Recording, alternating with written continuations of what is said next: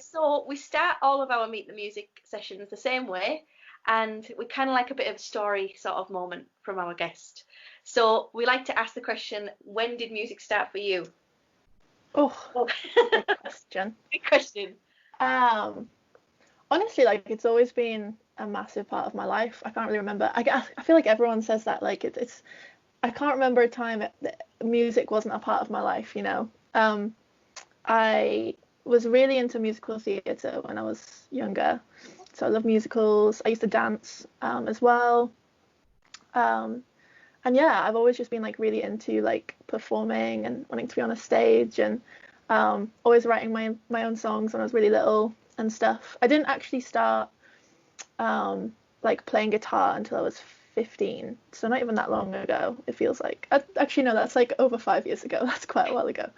Um, and yeah, I started getting piano lessons when I was maybe like 11 or 12. But yeah, it's always just like been there.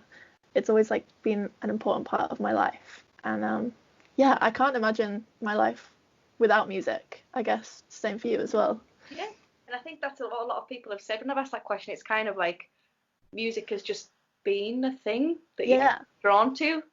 Yeah, and it's kind of, there's never really, I think there's always that little moment where you like maybe started to sing or you thought, oh, but like I can speak from my family as well. Like we really played music all the time and stuff, so music was just always around. Yeah. Actually, same for you. It's just always been It's there. just always there. I remember when I was like really little as well, I used to like write songs but without words. Like I would just be like doing like the melodies and like gobbledygook kind of words. And like I just always remember just like I was always singing something. I was always like that, yeah, that was always a part of my life. So it's Yeah, hard to like pinpoint when it became like, something more than that. Like I can't even think of the moment where I was like, this is what I want to do. It's my job. Because it kind of just like happened. It just happened like, okay, this is what I do now, and I can't imagine doing anything else. So, yeah. yeah. So in terms of like, because a lot of our young people that be watching this are in various years at school and stuff, and some might be thinking about their like pathway to becoming a musician, even though there's not one path to Mm. be a musician. What kind of was your sort of thing through school? Did you have follow a path to become a musician? Was it just a thing that you went into after it, or what? How did it Yeah, work for you? honestly, so I never studied music actually.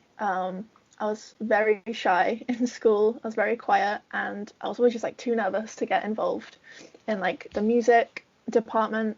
I was always part of like the dance and like the sort of drama side, but I was still like that very quiet kid that was like I don't really want to get involved too much.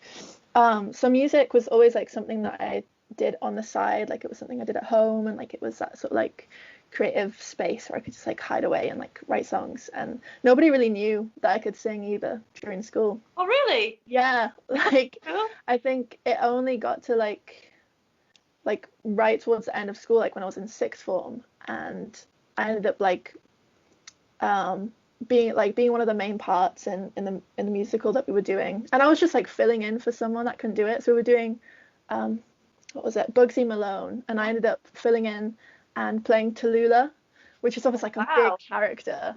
And they were like, "But can you sing?" And I was like, "Yeah, I can sing." And everyone was like, "Oh my God, she can sing." Oh, wow. And then yeah, so like sixth form was like kind of the time I came out of my shell a little bit, and I was like, "Yeah, like do this like music thing," and that's when I started gigging as well.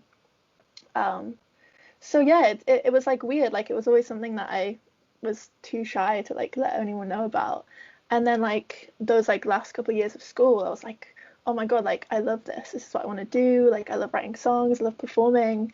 Um, and yeah, then I just got really into music, and I knew I wanted to like take a gap year after school. I didn't want to go to university. So I was I might just try out this music thing, keep gigging. I was working like a full-time cafe job on the side as well. And then I just sort of like fell into it. Well, no, actually, I didn't fall into it. I worked really hard. Like I did a lot of gigs, a lot of busking, and it's a lot of hard work and graft. But I didn't think it would be something that I did as like my job. Yeah. Does that make sense? Yeah, Yeah. definitely. Because I think that's so refreshing to hear as well. 'Cause I think a lot of people, have a lot of pressure put on them to like maybe go away and study it at university or to go and do it at college, or which Mm, are all amazing, brilliant ways to go about doing music, but it's not the only way. Because I know sometimes, well, even myself, like when I was like maybe like 15, 16, it's kind of just like dreading, like, oh my God, like, how do you even get into music? And the mm, things that you've got to do. And like, we always talk about music theory, and people get really scared by like feeling like they've got to know everything to do with music theory yeah, you know. And the truth is, like you've just beautifully told us there, is that there's not, music sometimes just comes at the right time, and it's like, yeah, oh, this is the thing, and I'm doing this now, and this is going to be my life.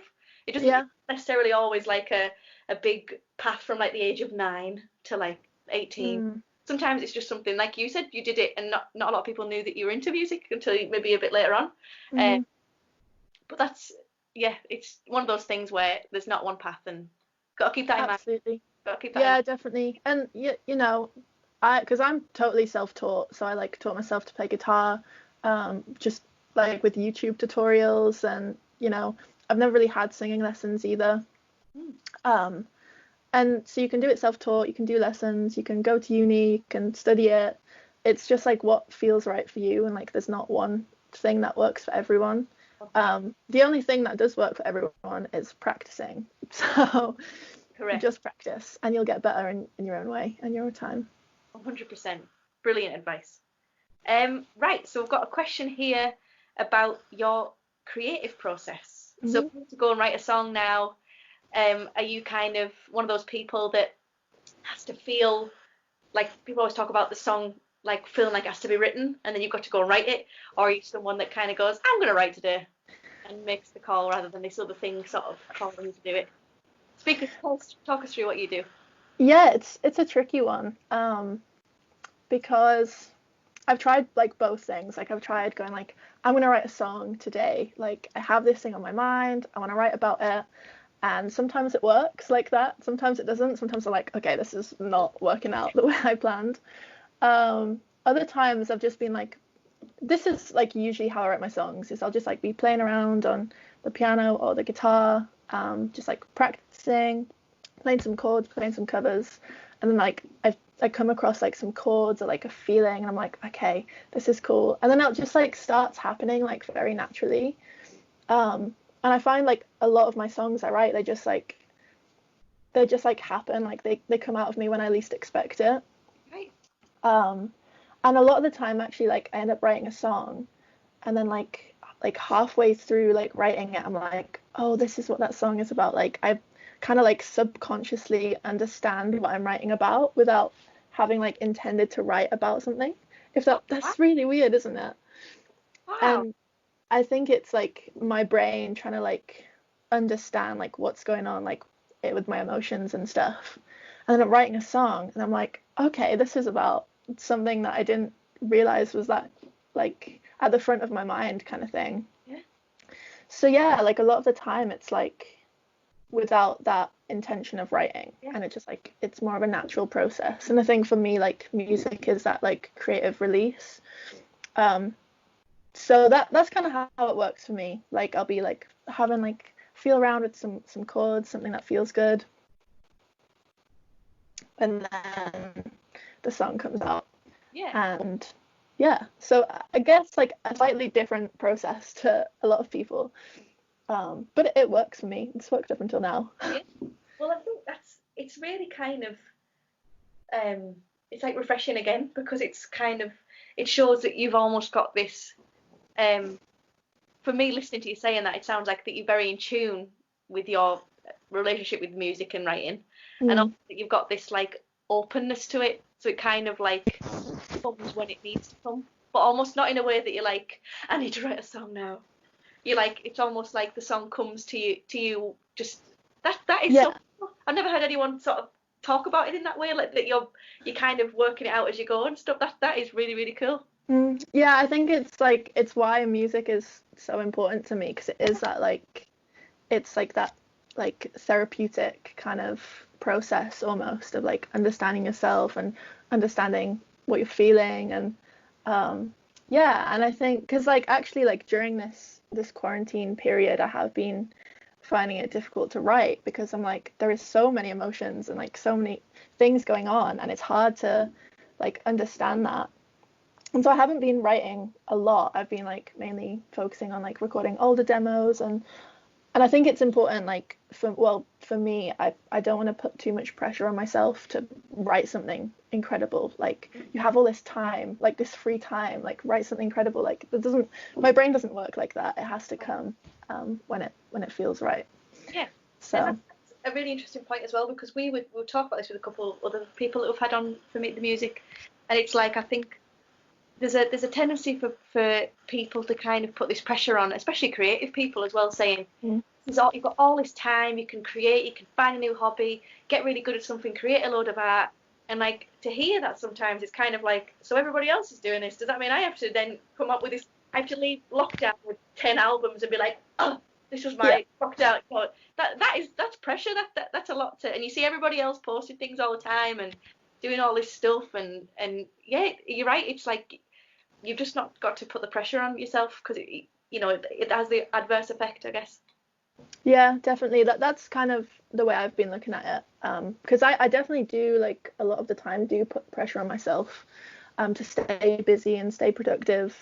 And during this lockdown, I've been like, this is not a normal life situation, and it's okay to feel a bit like drained and like a bit sad, like you're not seeing your friends and stuff. And it's okay to just like take time to process that and not, yeah, there's no pressure to create anything amazing.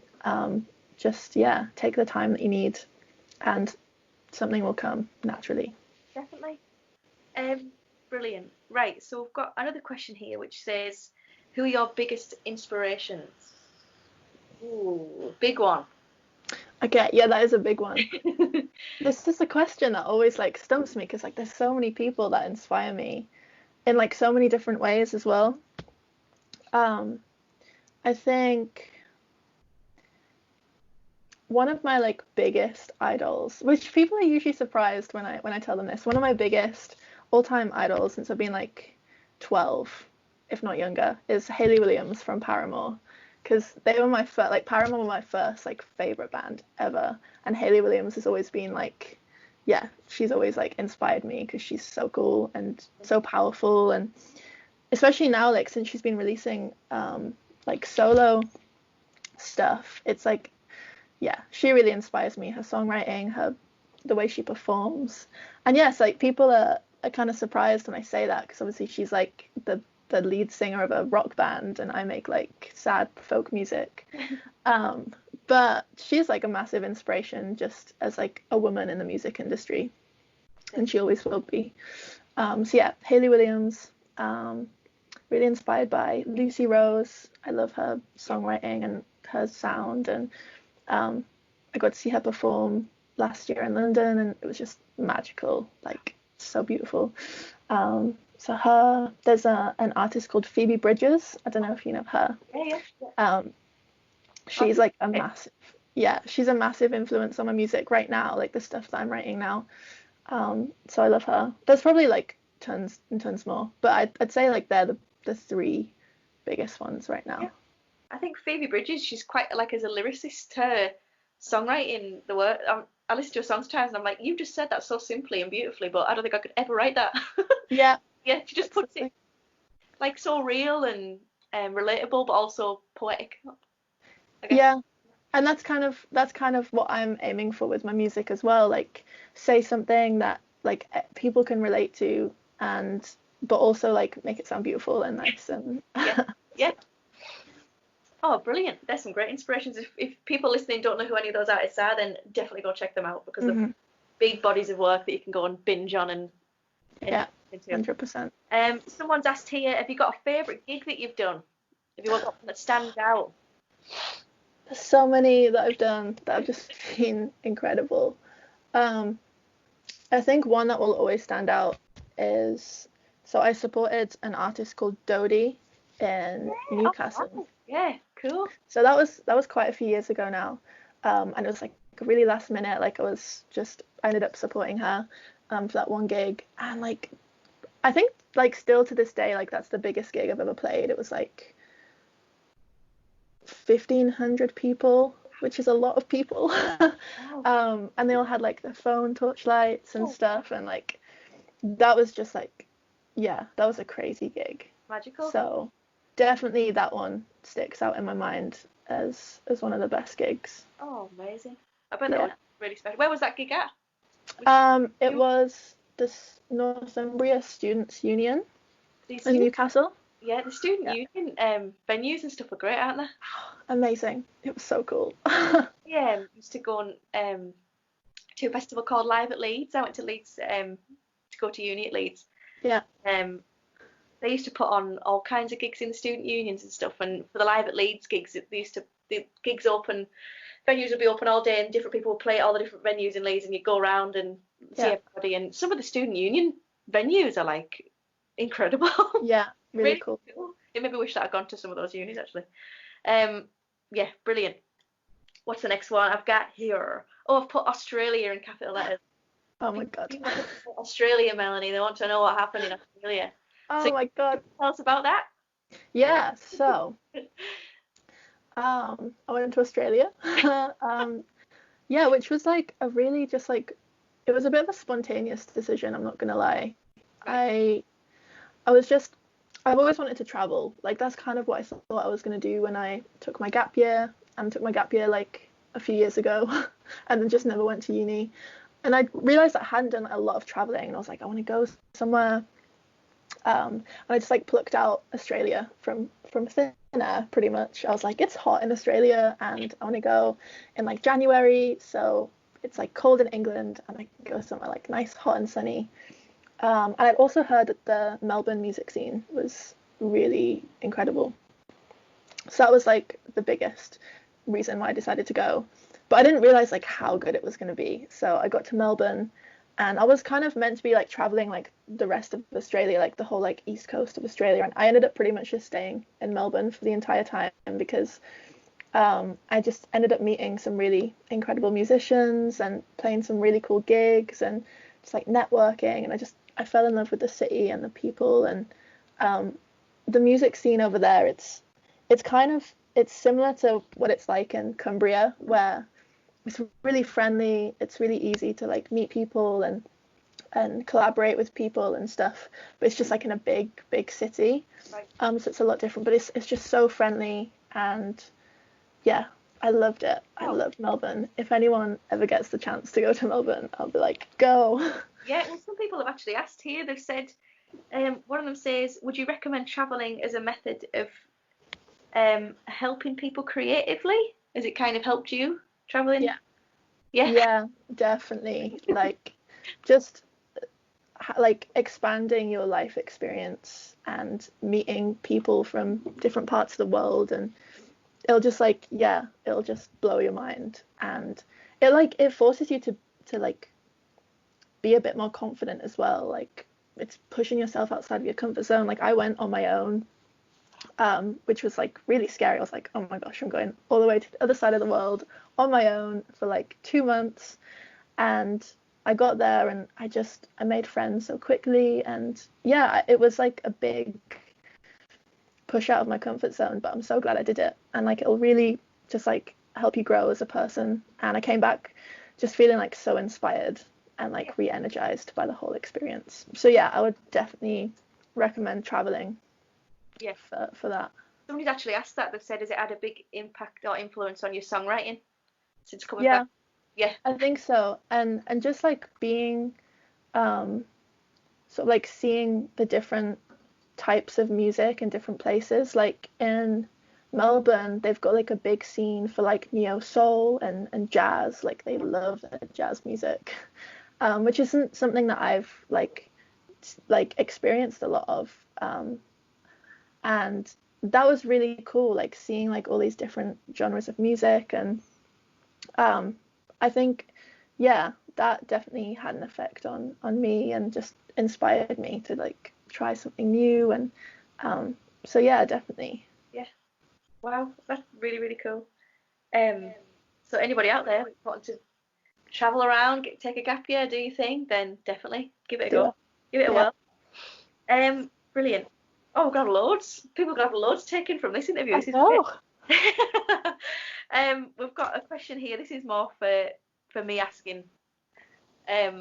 So you'll know and I know, being a young person, starting making music, 15, 16, 14, 13, however old you are, you might come across things like self-doubt, comparing yourself to other people, not wanting to say that you're into music, being scared that people are going to laugh at you or not like your songs. Have you got any tips or advice for young people that may be struggling with that kind of thing? Things to help them through that, maybe?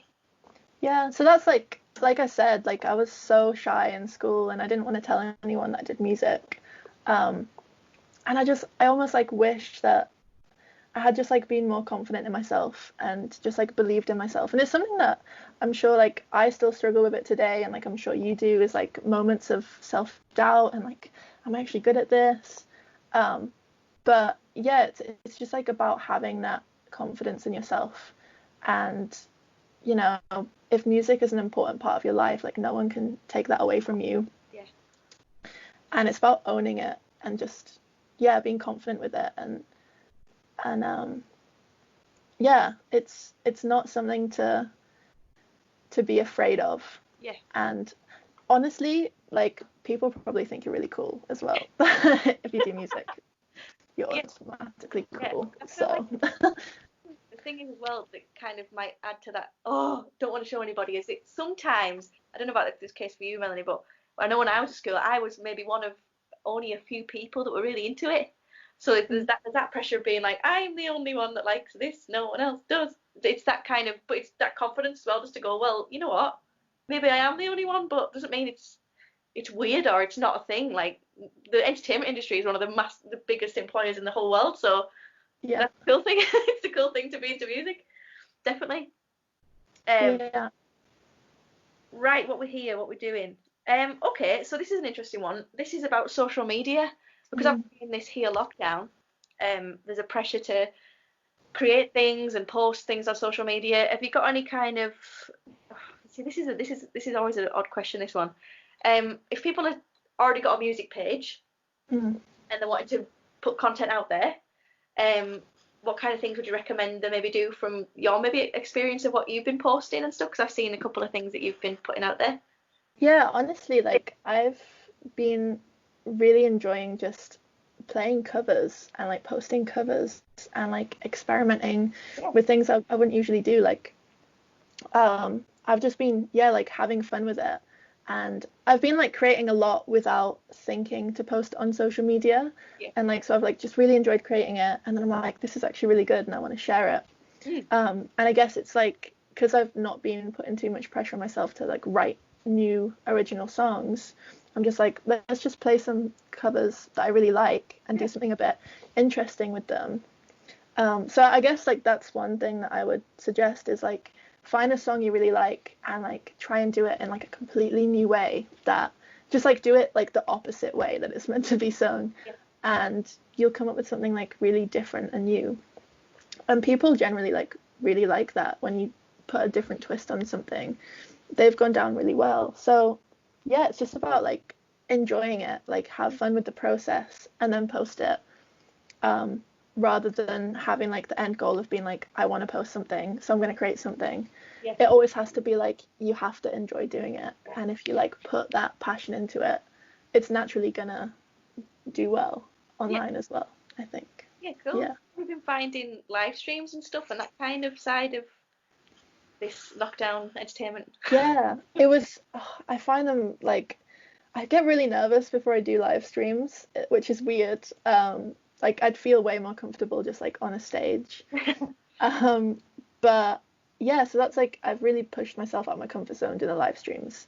But they're really fun actually, and like having people like engage in them, and like it's you kind of get that same like buzz after you Yeah. finish on. You're like, oh my God, people have watched. And yeah, they've been really fun actually. Um, I did one the other day where I just like took a load of requests and I just like played whatever Yeah. people asked, and I just had like friends and family tuning in, Oh, that's and nice. it's really nice, and it's just a nice way to connect with people in real time. Yeah. So And yeah, I guess in a way, like I've watched a couple of live streams and I guess it's kind of a nice way to sort of have more of a like just conversation with your followers and your fans, and kind of it grows that kind of engagement a bit more, doesn't it, between the people that listen to your music and stuff, and they get to find out maybe a bit more about yourself, and you know, Yeah. you're sharing that. We're all sharing this with each other. This situation, like this is just a bit mad, isn't it? Everyone, it's like one thing that everybody on the planet is going through together. So they'll Yeah. remembered these live streams and times where they've maybe sat on a night and been like, oh, but then your live stream's been on and they've had somebody with them keeping them company for a little bit, you know. So I think they're really special. As much as Yeah, it can definitely. be a bit odd and it feels like you're just talking to a load of icons on a screen. Yeah. It's I think they're really cool. Yeah, me too. Um, right, perfect. Well, we're coming towards the end. Um, so I'm sure that you guys watching are going to get a lot out of this. And do remember to go and stream Melanie's music. And you've just got a new EP out, am I right in thinking that? Yeah, so I released the EP a couple, was it like a month ago? Oh my God, time is such a weird concept now. Yeah, like maybe like a month ago, I released the EP, I love it, by the which, way. Love it. oh, thank you. It's so weird. Like it was like this time last year that I was recording it actually, which is just like crazy to me. Like a year ago, I was like in the studio making these songs. Now people are listening to them. Like it's so weird. Um, so yeah, I just released that, and it's called Broken. It's like lots of nice like sad songs. So if people like sad songs, then We you all like can songs. listen to them. And they the Spotify, is it on all the usual things? Yeah, absolutely everywhere. Spotify, Apple Music, Amazon, YouTube, whatever you Yes. listen to music on. Get your Yeah. fairy lights on, guys. Get your headphones Yes. on. Enjoy it. Yes. Awesome. So here at Soundwave, we do something called Song of the Week. Hmm. We all recommend different artists to listen to, a song that we've been really into. Would you like to give us one to go and check out if you've got one? Yes, I would love to. I actually, because I keep like monthly playlists of like all the music I'm like listening to like daily, and I just like I listen to music all day every day without taking. I have these headphones on like 24/7. Um, and I found this new artist that I'd never heard of. He's like a pretty small indie artist called Ethan Gruska. And he's got a song called The Valley, and it's like a really sad piano ballad song, but it's so beautiful. And if you just like need some like quiet time, like put your headphones on, it's like it's one of those songs you just like, yeah, it'll Yeah. make you just, yeah, feel cozy. So yeah, it's called The Valley by Ethan Gruska. There you go, guys. Song of the Week. Song of the week. Get it checked out. Well, thank you, Melanie, so much for taking time out of your day to come and do this. And everybody, go stream Melanie's music and keep an eye out for all the things that she's putting out there. So thank you very much.